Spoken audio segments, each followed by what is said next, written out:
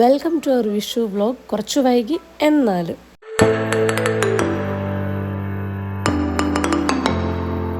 നമ്മൾ ആദ്യമേ തന്നെ മാഹിന്ന് കുറച്ച് പടക്കമൊക്കെ വാങ്ങി സെറ്റാക്കി വെച്ചിട്ടുണ്ടായിരുന്നു. അപ്പോൾ ഈ കാണുന്ന വിഷ്വൽസ് എല്ലാം നമ്മൾ തലേ ദിവസം രാത്രി അപ്പുറത്തുനിന്ന് ശ്രീകുട്ടനും കുട്ടേട്ടനും ഹർഷയും അർജുവും എല്ലാവരും കൂടെ വന്നിട്ട് പടക്കം പൊട്ടിക്കുന്നതാണ്. അപ്പോൾ അതൊക്കെ കഴിഞ്ഞിട്ട് നമ്മൾ അടുക്കളയിൽ അതിൻ്റെ കൂടെ തന്നെ പരിപാടികൾ നടന്നു പോകുന്നുണ്ട്. ആളൊഴിയുന്ന അനുസരിച്ച് ചിരകിക്കോളാൻ പറഞ്ഞിട്ട് ഒരു ഉരുളി നിറച്ച അമ്മ തേങ്ങ എടുത്ത് വെച്ചിട്ടുണ്ട്. അപ്പോൾ അർജുനും ഞാനും മാറി മാറി ഓരോ തേങ്ങ വെച്ച് ചിരകി അമ്മയ്ക്ക് എല്ലാം റെഡിയാക്കി കൊടുത്തു.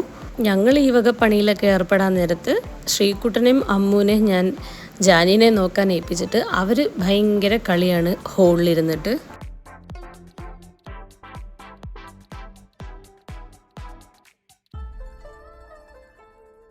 പടക്കം പൊട്ടുന്നത് മൊത്തം ജാനിക്ക് പേടിയായിരുന്നു.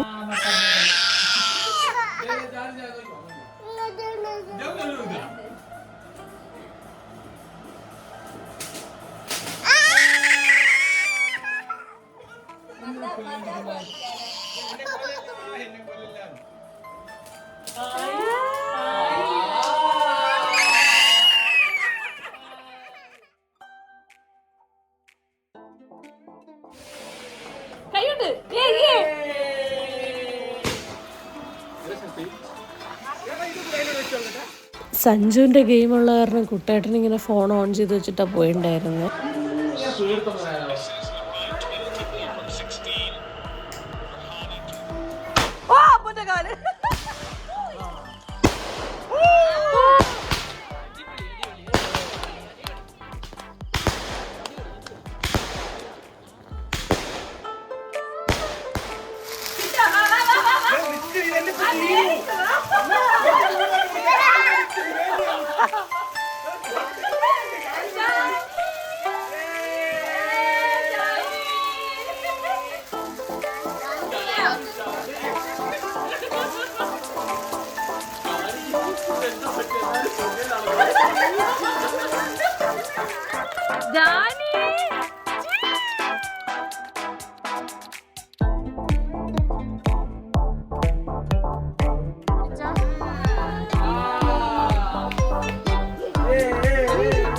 ജാനിക്ക് ആദ്യം കമ്പിത്തിരിയും എല്ലാം പേടിയായിരുന്നു. പക്ഷെ പിന്നെ കണ്ടു കഴിഞ്ഞപ്പോൾ കുറച്ചൊക്കെ ഇഷ്ടമായി തുടങ്ങി.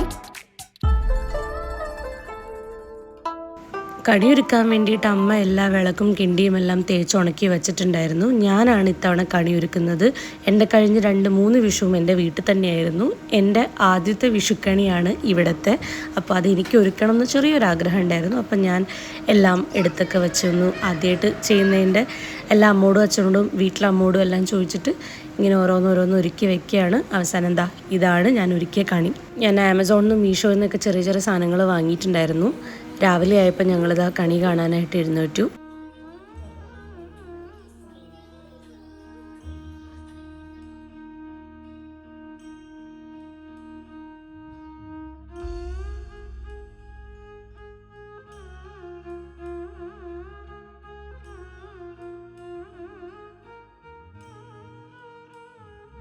അങ്ങനെ പണവും കണിക്കൊന്നയും സ്വർണ്ണം എല്ലാം കൈമാറലൊക്കെ കഴിഞ്ഞിട്ട് അച്ഛൻ ഞങ്ങൾക്ക് എല്ലാവർക്കും വിഷു കൈനീട്ടം തന്നു.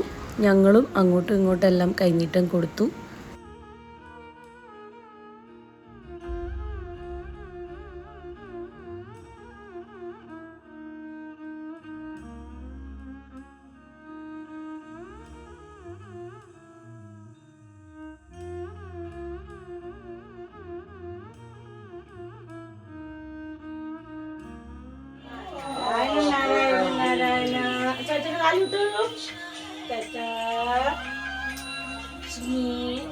ജനി അച്ഛന് കാലിട്ടൊഴു കാലിട്ടൊഴു. ആ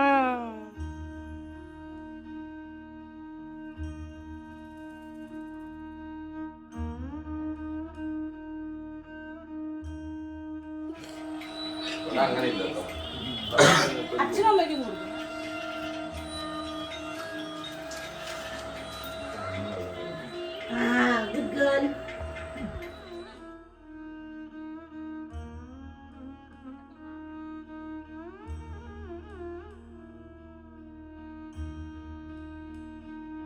യൂഷ്വലി കണി കണ്ടു കഴിഞ്ഞിട്ട് ഞാൻ ഉറങ്ങാറില്ല, പക്ഷേ ഇത്തവണ ക്ഷീണം അധികമായിട്ട് ഞങ്ങൾ ഒന്ന് ഉറങ്ങിപ്പോയി. കുറച്ച് ലേറ്റായി എണീക്കാൻ, പക്ഷേ ഓടി ഞങ്ങൾ രാവിലെ തന്നെ അമ്പലത്തിലെത്തിയിട്ടുണ്ട്. നമ്മുടെ തൊട്ടടുത്തുള്ള ശിവക്ഷേത്രത്തിലാണ് നമ്മൾ വന്നിട്ടുള്ളത്. ഞങ്ങൾ നല്ലപോലെ തൊഴുതു. അവിടെ നിന്ന് തിരുമേനി ഞങ്ങൾക്ക് കൈനീട്ടെല്ലാം തന്നു.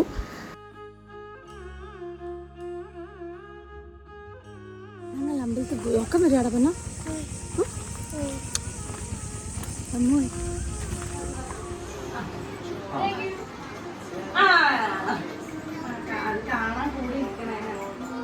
അങ്ങനെ ഇടയ്ക്ക് നമ്മുടെ കസിൻസും റിലേറ്റീവ്സൊക്കെ വന്നു പോയിക്കൊണ്ടിരിക്കുന്നുണ്ടായിരുന്നു ജാനിക്ക് കൈനീട്ടം കൊടുക്കാൻ വേണ്ടിയിട്ട്. ഉച്ചയായപ്പോഴത്തേക്കും ഞാനും അമ്മു എല്ലാം ഒന്ന് ഡ്രസ്സൊക്കെ മാറി വിഷു ഔട്ട്ഫിറ്റിലേക്ക് മാറി ഞങ്ങൾ. അപ്പോൾ ഹർഷയും കുട്ടേട്ടനും ശ്രീകുട്ടനും ശോഭേജിയും എല്ലാവരും എത്തിയിട്ടുണ്ടായിരുന്നു. ഞങ്ങളിപ്പോൾ പയ്യെ ഊണ് കഴിക്കാൻ വേണ്ടിയിട്ട് അച്ഛനെല്ലാം റെഡിയാക്കിയിട്ടുണ്ട്. അമ്മയും അച്ഛനുമായിരുന്നു ഫുൾ പാചകം. ഞങ്ങൾക്കിതിൽ ഒരു പങ്കുമില്ല, പക്ഷേ നല്ല അടിപൊളി സദ്യയായിരുന്നു. ഞങ്ങൾ വിഷു മലബാർ സദ്യയായിട്ടായിരുന്നു ഉണ്ടായിരുന്നത്. കാരണം ചിക്കനും മീനും എല്ലാം ഉണ്ടാവും ഇവിടെ, അറിയായിരിക്കും എല്ലാവർക്കും. അപ്പോൾ ഇവിടെ വിഷുവിനും ഓണത്തിനും എല്ലാവരും ഇവർ നോൺ വയ്ക്കും. അപ്പോൾ ഇത്തവണയും ഇവിടെ ചിക്കനും എല്ലാം ഉണ്ടായിരുന്നു.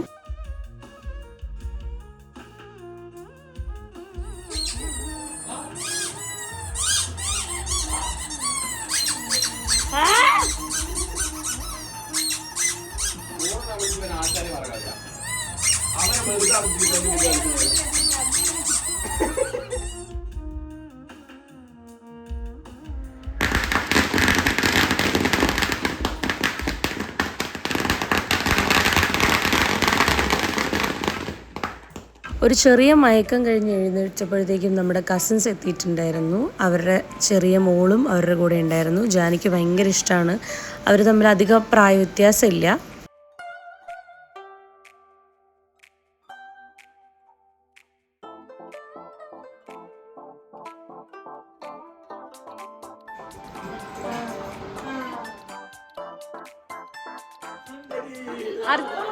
ഒന്നുകൂടെ ചെയ്യും.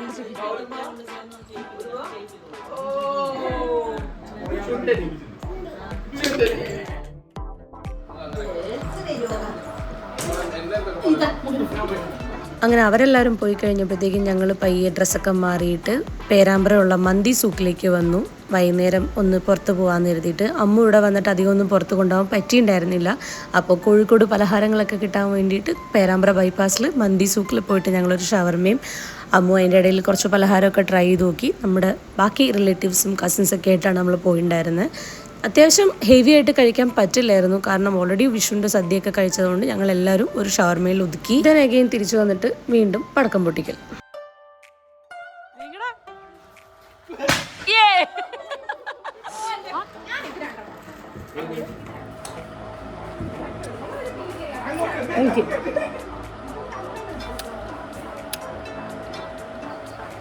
ഇങ്ങോട്ട് ഇങ്ങോട്ട്